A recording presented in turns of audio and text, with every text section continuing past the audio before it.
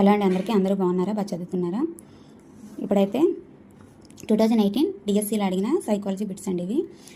ఒక స్త్రీ ఒక చిన్న అమ్మాయిని దత్తత తీసుకుంది. ఒకరోజు ఆ అమ్మాయి ఆమెను అమ్మ అని పిలిచింది. వెంటనే ఆమె కౌగిలించుకొని ఆ పాపను ముద్దాడింది. దీని ద్వారా ఆ అమ్మాయి ఆమెను అమ్మ అని పిలవడం అలవాటు చేసుకుంది. ఇక్కడ ఇముడి ఉన్న అభ్యసన సిద్ధాంతం కార్యసాధక నిబంధన. Option 4 correct answer. పదాలలోని అక్షరాలను వెనుక నుండి ముందుకు అక్షరాలను అద్దంలో కనబడే రీతిలో రాస్తున్నట్లు గీత అనే విద్యార్థిని హోంవర్క్ను దిద్దుతున్న టీచర్ గమనించింది. గీతకు గల ఈ వైకల్యం ఏంటంటే మనకి డిస్గ్రాఫీ అనమాట. Option 2 correct answer.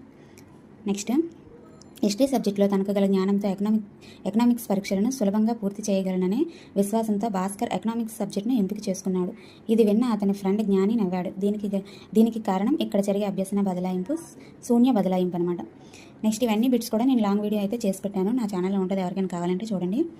నెక్స్ట్ ఈ బిట్స్ నెక్స్ట్ వీడియోలో చేద్దాము. వీడియో నచ్చితే లైక్ చేసి సబ్స్క్రైబ్ చేసుకోండి.